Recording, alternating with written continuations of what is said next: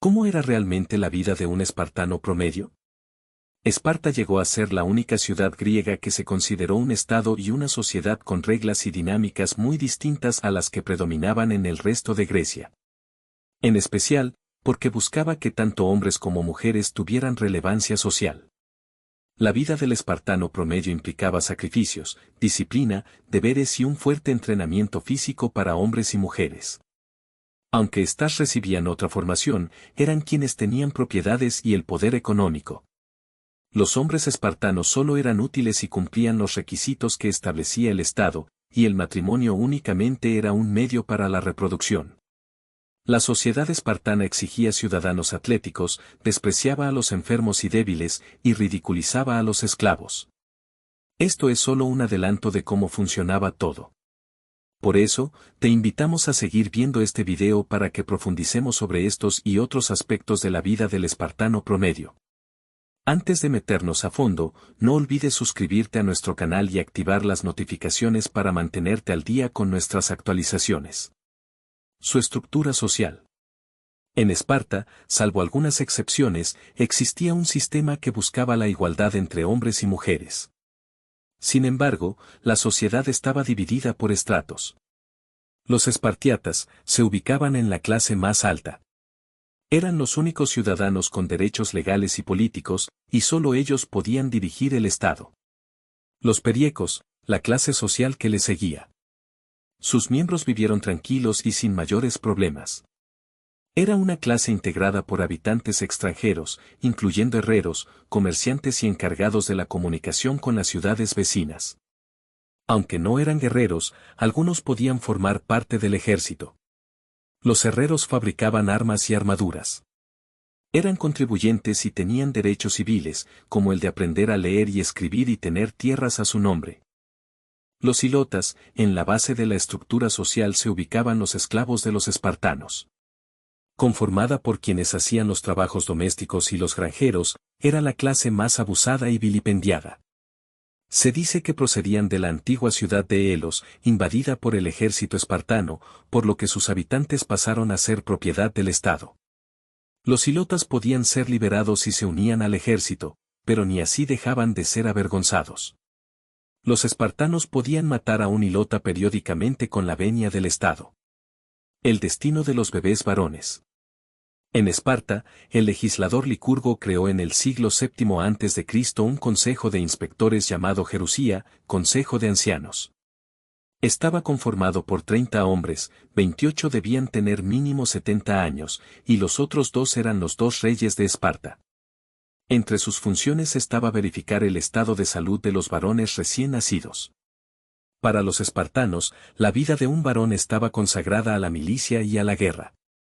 Los soldados debían ser sanos y fuertes desde el momento en que nacían.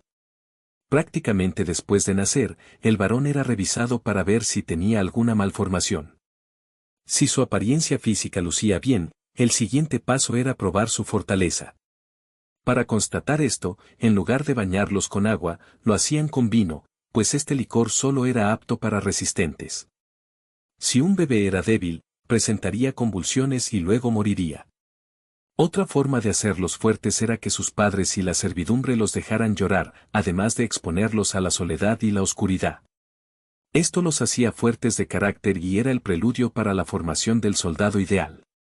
Superadas las pruebas, estos infantes quedaban a cargo de sus padres hasta que cumplieran 7 años. Los niños que no pasaban la inspección visual, según el historiador Plutarco, eran llevados al pie del monte Taygeto para ser lanzados al abismo. Sin embargo, otros historiadores catalogaron esto como un mito y expusieron que los bebés que no obtenían la aprobación de la Gerusía eran abandonados. Algunos morían por la exposición, mientras que otros fueron recogidos por lugareños que los criaron como hijos propios. El agoge, el entrenamiento militar de los niños. Cuando los varones espartanos cumplían 7 años, pasaban a estar a cargo del Estado para comenzar su entrenamiento militar en un programa llamado agoge. Si bien en los primeros 6 años sus padres y la servidumbre ya les habían inculcado disciplina, levantarse temprano, hacer ejercicios, etc., estos serían los años más felices de su infancia, puesto que al ingresar al Agogé pasarían pruebas mucho más duras y tendrían que dedicar sus vidas a Esparta o morirían en el intento. El plan era moldear física y moralmente a los niños para hacerlos fuertes, con destrezas físicas y mentales. Además de enseñarles el manejo de distintas armas, se les enseñó a leer y escribir, pero siempre con miras a usar esas habilidades en el campo de batalla. Los niños estaban bajo la custodia de los paidónomos, una especie de cuidadores que los educaban con autoridad. Las tres bases del entrenamiento eran deber, disciplina y lealtad para con Esparta. El Agogé instruiría a estos niños hasta los 29 años y tenía tres etapas principales: Pads, 7 a 17 años, Paidiscos, 17 a 19 años, y Ebontes, 20 a 29 años. Para fomentar el instinto de supervivencia, se les enseñó a cazar, las porciones de comida eran reducidas y se les educó en estrategias de combate y el honor. Cuando los jóvenes con aptitudes de líderes cumplían los 20 años, pasaban a formar parte de la Criptia, una fuerza o policía secreta que actuaba por la noche para aterrorizar y matar esclavos, y también robaban toda la comida que podían, ya que sus provisiones eran sumamente escasas. Peleas cuerpo a cuerpo y resistencia. Durante esta etapa, los niños tenían instrucción que incluía preparación intelectual, retórica, lectura y escritura, pero los instructores sabían que la prioridad no era el intelecto, sino el combate. Por ello, instigaban a los niños a pelear provocando discusiones entre ellos. Los necesitaban firmes, dispuestos al enfrentamiento cuerpo a cuerpo, sin miedo, con frialdad y astucia. Los niños que mostraban ser débiles eran sometidos a burlas no solo por parte del resto de los niños, sino de los instructores. Las niñas y jóvenes espartanas participaban en las celebraciones religiosas para interpretar canciones corales sobre los niños y jóvenes del Agogé que mostraban debilidad, señalándolos para ridiculizarlos, avergonzarlos e incitarlos a mostrarse más fuertes. A partir de cierto momento, el ritual público del Agogé, llamado diamastigosis, se celebraba una vez por año. Los niños y jóvenes eran golpeados y azotados brutalmente. Básicamente, era un concurso de resistencia en el que los jóvenes debían probar que eran fuertes ante el dolor de los latigazos. Todo esto ocurría en el santuario de Artemisa Ortia y a la vista de muchos espartanos. La vida militar era cíclica. Tener esposa e hijos era posible, pero el Estado lo promovía solo porque veía soldados, no ciudadanos. Únicamente a través del servicio militar los hombres llegaban a ser iguales. Ser soldado era la única ocupación desde los 7 hasta los 60 años. Combatían para conquistar y defender. La abstemia y el honor. El honor era primordial. Aunque les gustaba el vino, los soldados se limitaban a tomar solo una copa en la comida, ya que debían estar listos para el combate en cualquier momento. Emborracharse les hacía perder el honor. La defensa de la nación siempre era su prioridad. Beber licor hasta la beligerancia era inaceptable y solo era propia de un esclavo. De hecho, en muchas ocasiones emborrachaban a los esclavos hasta hacerlos perder los sentidos para luego obligarlos a desfilar ante los niños. La intención era educar a los infantes con la convicción de que beber en demasía les hacía perder el honor y los convertía en hombres débiles, dignos de risa y lástima. El soldado espartano siempre debía estar sobrio, alerta y ser muy sigiloso si el momento lo ameritaba. Sin coraje no había honra. Para el Estado, un soldado se debía a su nación y debía combatir hasta dar la vida. Los soldados que no mostraban coraje y se rendían perdían su honra. Los que arrojaban sus armas eran vistos por sus compañeros y hasta por sus propias madres como cobardes. En cambio, a los que morían luchando por Esparta se les recordaba como hombres dignos que merecían que sus nombres estuvieran escritos en sus lápidas. Este era un honor que las mujeres valientes también ganaban cuando morían al momento de dar a luz a sus hijos. Libertad, prestigio y poder para las mujeres. Las espartanas recibían educación formal y preparación física constantes, pues eran ellas las que darían a luz a los futuros soldados. Sabían leer y escribir, y a diferencia de los varones, nunca estuvieron internadas. Practicaban deportes como la gimnasia, la lucha y el lanzamiento de jabalina, actividades con las que muchas veces llamaban la atención de los hombres durante las competiciones. También había competencias de canto y baile. Podían poseer y administrar ellas mismas sus propiedades. Los soldados podían casarse antes de los 30 años, pero solo cuando alcanzaran esa edad era que podían convivir con sus esposas, pues la preparación de la gojé duraba hasta los 29 años. Incluso después de los 60, el Estado esperaba que los mejores soldados formaran parte de la jerusía. Era una vida de ciclos.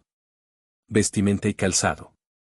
Una forma de asegurar que los soldados no engordaran era a través de la vestimenta. Cada año recibían únicamente una capa roja. Esta capa tenía medidas específicas para un cuerpo sin sobrepeso y era obligatorio usarla. El soldado debía procurar que la capa siempre le quedara bien y se le viera ajustada, parte de su disciplina. En cuanto al calzado, solo lo conseguían al graduarse del servicio militar. Antes de esto, incluyendo a los niños, los varones caminaban descalzos para endurecer las plantas de sus pies y amoldarlas a todas las condiciones. De hecho, eran obligados a caminar sobre la nieve para que se les formaran callos. El sobrepeso y sus consecuencias. Los espartanos, incluso las mujeres desde niñas, eran disciplinados con la comida y el ejercicio, amaban estar en forma. Los soldados y las mujeres tenían prohibido comer sin mesura. La obligación del ejercicio tenía dos razones: uno, la destreza física en el combate, que dependía de un cuerpo atlético. 2. La creencia de que el padre y la madre debían tener buena salud para engendrar hijos sanos, que serían futuros soldados. Los espartanos odiaban la gula y la obesidad, pues la veían como una muestra de debilidad que impedía las destrezas físicas. Los obesos eran objeto de burlas y corrían el riesgo de ser desterrados. La dieta espartana era muy precaria. Su plato más representativo era la sopa negra o caldo negro, cuyo ingrediente principal era la sangre de animales, especialmente de cerdo, además de hierbas aromáticas, vinagre y sal. Periodo de decadencia. El ejército espartano sufrió su mayor derrota en su propio territorio cuando el ejército de Tebas, dirigido por el general Epaminondas, invadió Esparta en la batalla de Leuctra, 371 a.C. Tebas liberó a los hilotas y, tras esta derrota, Esparta perdió su hegemonía y pasó a ser un estado con fuerza y poder reducidos. Quedó convertida en una potencia relegada y, con el paso de los años, su estilo de vida cambió. La vida de un espartano promedio era, en síntesis, exigente y, en muchos aspectos, inhumana. Se parecía a otras zonas de Grecia y de imperios como el romano en que humillaban a los esclavos y vulneraban los derechos de los extranjeros, sin contar la dura vida de los bebés varones. Se diferenciaba porque la mujer recibía educación, tenía propiedades y manejaba su dinero. Todos estos hechos hacen que la vida del espartano siempre sea motivo de interés histórico. Esperamos que este video te haya sido útil.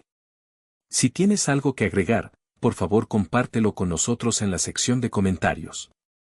Dale me gusta a este video y envía el enlace a tus familiares y a tus mejores amigos para que también sepan cómo era la vida realmente de un espartano promedio.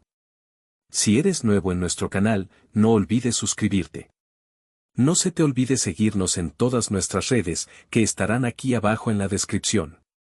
Recuerda, un pueblo que no conoce su historia está condenado a repetirla. Todo esto las hacía muy distintas al resto de las mujeres de Grecia y de la sociedad antigua en general. Decían sin miedo sus opiniones en público y eran escuchadas con respeto por sus esposos. Las labores domésticas no eran para ellas, ya que tenían esclavas hilotas que se encargaban de la casa y la costura. El matrimonio era un deber. Los hombres y las mujeres debían casarse. Las espartanas se casaban a partir de los 18 años, más tarde que las mujeres de otras zonas de Grecia, 14 años. Al prepararse para casarse, se afeitaban la cabeza y mantenían el cabello corto después del matrimonio, además de llevar un velo. Los hombres, en cambio, llevaban el cabello largo. Los soldados casados antes de los 30 años, cuya prioridad era el entrenamiento militar, no podían convivir con sus esposas. Para intimar, algunos se escapaban en la oscuridad de la noche de los cuarteles. Si eran capturados, la pena era un fuerte castigo, no por escaparse, sino por no haber sido sigilosos y audaces. Los soldados eran obligados a tener hijos para evitar la burla, y debían procurar tener varones. Si una mujer era estéril, se le permitía al hombre tener relaciones con otras mujeres para conseguir descendencia, ya que el Estado esperaba soldados. La sociedad permitía la poligamia, sobre todo si había problemas de fecundación. Si una mujer casada con un hombre mayor no quedaba embarazada, ella podía tener relaciones con un joven para concebir, todo con la venia de su esposo. Las relaciones homosexuales también fueron permitidas por el Estado espartano, y eran normales los encuentros sexuales entre jóvenes e incluso entre un joven y el instructor dentro de los cuarteles del agoge.